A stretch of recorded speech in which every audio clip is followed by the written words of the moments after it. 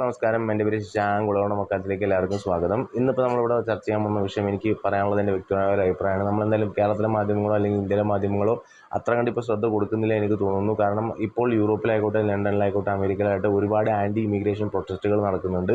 അവരുടെ സ്വത്വത്തിനെയും അവരുടെ അവകാശങ്ങളെയും എല്ലാം കൊണ്ടും അവരുടെ സുരക്ഷയടക്കം അവിടുത്തെ പൗരന്മാരുടെ യഥാർത്ഥ പൗരന്മാരായിട്ടുള്ള അവിടുത്തെ പൗരന്മാരുടെ സുരക്ഷയടക്കം ബാധിക്കുന്ന ഒരുപാട് കുറ്റകൃത്യങ്ങൾ നടക്കുന്നുണ്ട്. ഈ വിദേശ പൗരന്മാരായിട്ടുള്ള ആളുകൾ വന്നുകൊണ്ട് അഭയാർത്ഥികളെന്ന് നടിച്ചുകൊണ്ട് അവർ വരും. പിന്നെ അവർ അവകാശികളാവും, പിന്നെ അവരുടെ ആഹ്വാനങ്ങളാവും, പിന്നെ അവരുടെ അധിനിവേശമാവും, പിന്നെ അവരുടെ നിയമങ്ങളാവും, അവരുടെ എല്ലാ തരത്തിലുള്ള ആഹ്വാനങ്ങളും അവരുടെ ചൊൽപ്പടിക്ക് ജീവിക്കേണ്ട അവസ്ഥ വരെ ആവുന്ന കാലഘട്ടങ്ങളിലാണ് അവിടെ ജീവിച്ചുകൊണ്ടിരിക്കുന്നത്. ലണ്ടനിലൊക്കെ ആണെങ്കിൽ അവിടുത്തെ സ്ത്രീകൾക്കും പെൺകുട്ടികൾക്കൊക്കെ നേരിടേണ്ടി വന്ന ഒരുപാട് കുറ്റകൃത്യങ്ങൾ വളരെയധികം അവിടുത്തെ എല്ലാ തരത്തിലുള്ള വ്യവസ്ഥകളിലും ചർച്ചയായിട്ടുണ്ട്. പക്ഷെ അതിനെതിരെ നടപടികൾ എടുക്കാൻ കഴിയുന്നില്ല. വോട്ട് ബാങ്കുകൾ സൃഷ്ടിക്കപ്പെട്ടിട്ടുണ്ട്. അധികാര കസേരകളിൽ അവരുടെ ആളുകൾ ഇരിക്കുന്നുണ്ട്.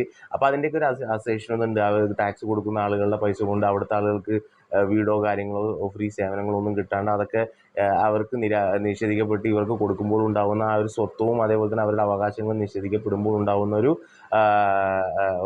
രോഷമാണ് നമ്മളിവിടെ കണ്ടുകൊണ്ടിരിക്കുന്നത്. പക്ഷേ ഈ മൊത്തമായിട്ടുള്ള ഇമിഗ്രേഷൻ എന്ന് പറയുന്നത് നിർത്തലാക്കുമ്പോൾ, ഓഫീസുകൾ നിർത്തലാക്കുമ്പോൾ, അങ്ങനെ ഒരു കാലഘട്ടത്തിലേക്കൊക്കെ അമേരിക്ക അല്ലെങ്കിൽ ലണ്ടനൊക്കെ പോകുമ്പോൾ ഇന്ത്യയിൽ നിന്നും ഒരുപാട് ആളുകൾ അങ്ങോട്ട് ഇപ്പോഴും പോകാൻ ആഗ്രഹിക്കുന്നവരുണ്ടാവാം. അവിടെ ഓൾറെഡി ഉള്ളവരുണ്ടാവാം. ഈ വിദേശ പൗരന്മാർ ചെയ്യുന്ന കുറ്റകൃത്യങ്ങൾ എന്ന് പറയുമ്പോൾ അതൊരു പ്രത്യേക തരത്തിലുള്ള രാജ്യത്തിനെയല്ല ഞാൻ ഉദ്ദേശിക്കുന്നത്. പക്ഷെ അവിടെ നടത്തുന്ന ഒരു പ്രത്യേക തരത്തിലുള്ള രാജ്യക്കാരും അവരുടെ മതമാണ്. അതെന്തായാലും നമ്മുടെ നാട്ടിൽ നിന്ന് പോയവരൊന്നല്ല എന്നുള്ളത് തീർച്ചയാണ്. അത് അവരും തന്നെ വ്യക്തമാക്കുന്നുണ്ട്. പക്ഷെ അവിടെ സംഭവിക്കുന്നത് എന്താണെന്ന് വെച്ചാൽ മൊത്തമായിട്ട് അത് ലേബൽ ചെയ്യപ്പെടുമ്പോൾ അതൊരു ഇമിഗ്രേഷൻ്റെ രീതിയായിട്ട് വരുമ്പോൾ നമ്മളും പുറത്തുനിന്നുള്ള ഇല്ലീഗൽ ഇമിഗ്രൻസ്, അതായത് അനധികൃതമായിട്ടുള്ള കുടിയേറ്റക്കാരെ ഒരിക്കലും വെച്ച് പൊറിപ്പിക്കരുത് എന്നുള്ളത് ഏതൊരു രാജ്യത്തിൻ്റെയും. പക്ഷേ അവരുടെ മനുഷ്യാവകാശം, മാനവികത, മതേതരത്വം, മഹാമനസ്കത ഇതെല്ലാം കാണിച്ചിട്ടാണ് യൂറോപ്പും ലണ്ടനൊക്കെ ഇവർ അബ്സോർവ് ചെയ്തിട്ടുണ്ടായിരുന്നത്. ഇപ്പോൾ അത് അവർക്ക് തന്നെ തിരിച്ചടിയാവുമെന്ന് തോന്നുമ്പോൾ അവർ തിരിച്ചു പറയുന്നതാണിത്.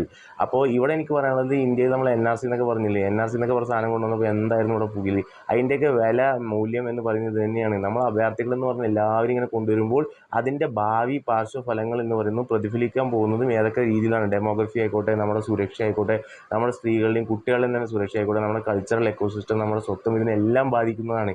അപ്പോൾ ഒരു പരിധിയിൽ കൂടി നമ്മൾ ഒരു വ്യവസ്ഥ ഇല്ലാണ്ട് നമ്മൾ എല്ലാത്തിനെയും അനുകൂലിക്കാൻ നിന്ന് കഴിഞ്ഞാൽ വെറും ഇസ്രയേലും പാലസ്തീനും മാത്രമല്ല രാജ്യം എന്ന് പറയുന്നത്. നമുക്ക് അവിടെ മാത്രമേ മനുഷ്യത്വം കാണാൻ കഴിയുന്നുള്ളൂ. പക്ഷേ സ്വന്തമായിട്ട് സ്വത്തും അവകാശവും നഷ്ടപ്പെടുമ്പോൾ ഏതൊരു രാജ്യം പ്രതികരിക്കപ്പെടുകയാണ്. കാരണം അവരുടെ ഡെമോഗ്രഫി ചേഞ്ച് ചെയ്യപ്പെടുകയാണ്, അവരുടെ ഐഡൻറ്റിറ്റി ചേഞ്ച് ചെയ്യപ്പെടുകയാണ്. അവിടെ അവർക്ക് അനുസരിക്കേണ്ടി വരികയാണ്. അവിടെ ജീവിച്ച ആളുകൾക്ക് പുറത്തുനിന്ന് വന്ന ആളുകൾ പറയേണ്ടത് അനുസരിക്കേണ്ടി വരികയാണ്.